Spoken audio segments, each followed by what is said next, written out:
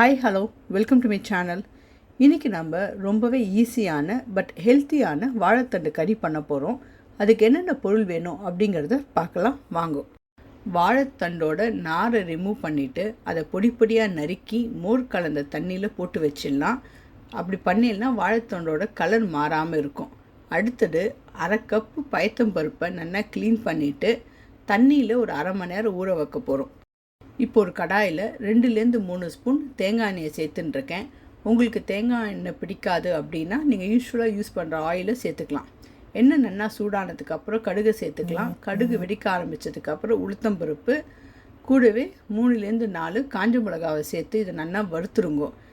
பருப்பு நல்லா செவக்க ஆரம்பித்ததுக்கப்புறம் இதில் ஒரு 4 கருவேப்பிலையை சேர்த்து அதையும் நல்லா ரோஸ்ட் பண்ணிவிட்டு நம்ம ஏற்கனவே நறுக்கி வச்சுருக்கிற வாழைத்தண்டை நல்லா வடிய விட்டு ரன்னிங் வாட்டரில் 2-3 டைம்ஸ் நல்லா வாஷ் பண்ணுங்க. ஏன்னா அதில் நம்ம மோர் விட்டு வச்சுருக்கோம். அந்த மோர் நிறைய இல்லாமல் பார்த்துக்கோங்க.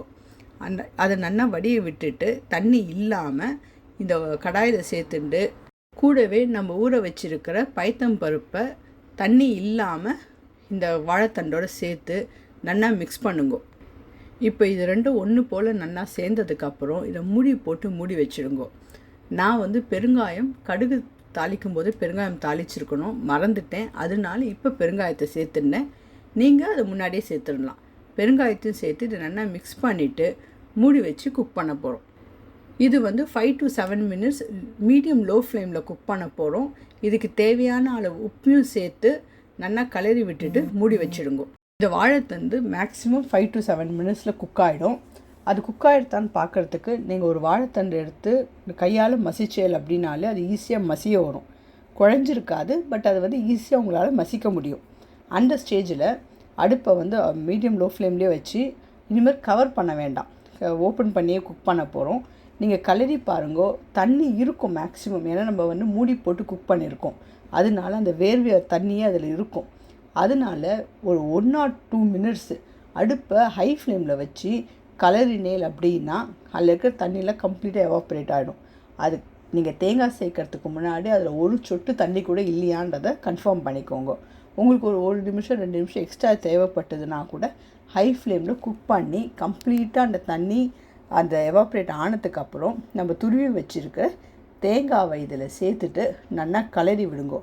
இதுக்கு தேங்காயும் பயத்தம்பருப்பும் கொஞ்சம் தாராளமாக போட்டேன்னா கறி ரொம்பவே நல்லாயிருக்கும். தேங்காய் சேர்த்ததுக்கப்புறம் ஒரு 5 நிமிஷம் மீடியம் லோ ஃப்ளேமில் வச்சு நல்லா கலரி விடுங்கோ. அதுக்கப்புறம் அடுப்பை ஆஃப் பண்ணிடலாம். இதை உடனே மூட வேண்டாம், ஒரு மாதிரி சாகி ஆகிடும். மூடினெல்லாம் திருப்பி அந்த தண்ணி அதில் சேர்ந்துடும். அதனால மேக்ஸிமம் அதை மூடாமல் வச்சுட்டு நல்லா ஆறினதுக்கப்புறம் மூடலாம். நீங்கள் லஞ்ச் பேக் பண்ணுறீங்க அப்படின்னா கூட இது நல்லா ஆற விட்டதுக்கப்புறம் லஞ்ச் பாக்ஸில் பேக் பண்ணுங்க. இது ரொம்ப சிம்பிளான ரெசிபி, பட் ரொம்ப ஹெல்த்தியான ரெசிபியும் கூட. ஏன்னா இதில் பார்த்தீங்கன்னா ஃபைபர் இருக்குது, ப்ரோட்டீன் இருக்குது, குட் ஃபேட் இருக்குது. ஸோ இதை குழந்தைகளுக்கு கண்டிப்பாக பண்ணி கொடுத்து இது எப்படி உங்களுக்கு வந்தது அப்படிங்கிற ஃபீட்பேக்கை என்கூட ஷேர் பண்ணுங்க. கூடவே இதோட ரெசிபி என்னோடய வெப்சைட்டில் போட்டிருக்கேன், அதையும் செக் பண்ணுங்க. தேங்க்யூ.